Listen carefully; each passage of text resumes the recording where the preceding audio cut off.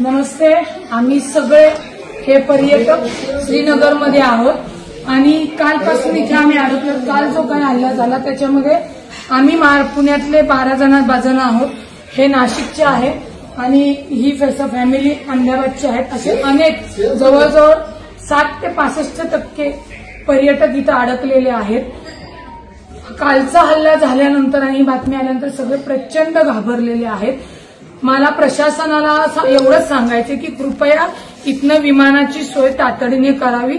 आमच्यासोबत एक टुरिस्ट इथले आहेत की ज्याप्रमाणे हल्ला झाला म्हणून आम्ही सगळे भयभीत झालो, पण इथल्याच टुरिस्ट लोकांनी या नाशिकच्या फॅमिलीला स्वतःच्या हे ते आहेत भैया, आपका नाम क्या है? आदिर भैया म्हणून आहेत. हे यांचे ड्रायव्हर आहेत इथले पर्यटन टुरिस्ट पर्सन. यांना यांच्या घरी नेलं, जेवायला घातलं आणि सुखरूपपणे या हॉटेलमध्ये सुरक्षितपणे आम्हाला ठेवलेलं आहे. या हॉटेलमध्ये नाही म्हणलं तरी 101 जण पर्यटन अडकलेले आहेत. काहींच्या फ्लाईट उद्या आहेत, परवा आहेत, 13 आहेत. परंतु आजच ही सगळी मंडळी इथनं सुखरूपपणे विमानतळावरून स्वतःच्या घरी गेली पाहिजेत. कारण का किती जरी सांगितलं की मिलिटरी रस्त्यावर आलेली आहे तरी कोणीही फिरण्यासाठी आता इथं तयार नाहीयेत.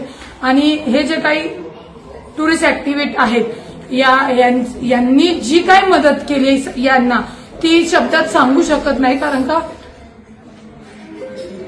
हे रडायला लागलेले आहेत, कारण ह्यांचा धंदा पूर्णपणे बुडालेला आहे. इथं कुणी आता पर्यटक येणार नाही. त्यांनी गाड्या वगैरे सगळ्या लोनवरती घेतलेल्या आहेत आणि अक्षरशः रडतायत की आता यांच्यापुढे बेरोजगारीचं खूप मोठं संकट आलेलं आहे. इथून पुढे यांना कुठलाही व्यवसाय मिळणार नाही आणि यांच्यावर खूप मोठी बेरोजगारी येणार आहे. ज्यांनी कोणी हा हल्ला केला असेल तर अत्यंत दुर्दैवी आणि अत्यंत निंदनीय. आप भी बोलिए, क्या बोलना है आप? ये जो भी हुआ बिल्कुल अनफॉर्चुनेट एक्ट है, होना नहीं चाहिए था.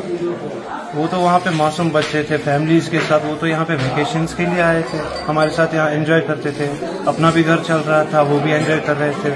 यहाँ की मोस्टली जो इकोनॉमी है इसी टूरिज्म पे डिपेंडेंट है.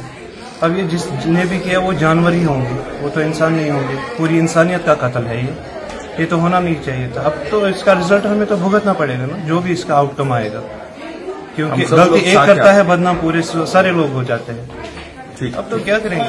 आमचं महाराष्ट्र सरकारला, कर्नाटक सरकार असेल, सगळ्या स्टेटला लोकांना विनंती आहे गव्हर्नमेंटला की तातडीने विमानांची एक्स्ट्रा विमानं अवेलेबल करून आम्हा सगळ्यांना इथनं सुरक्षितपणे आपल्या आपल्या राज्यात घेऊन जावे आणि लवकरात लवकर ती हे करावी. मी महाराष्ट्राचे उपमुख्यमंत्री अजितदादा, केंद्रीय मंत्री मुरली अण्णा यांच्याशी संपर्क करून इथे जेवढे पर्यटक आहेत त्यांच्याशी बोलून आजच्याच त्याला हलवण्या माझ्या फॅमिलीसह ही सर्व पर्यटन ही माझी महाराष्ट्राची फॅमिली इथनं हलवण्याचा प्रयत्न करतोय.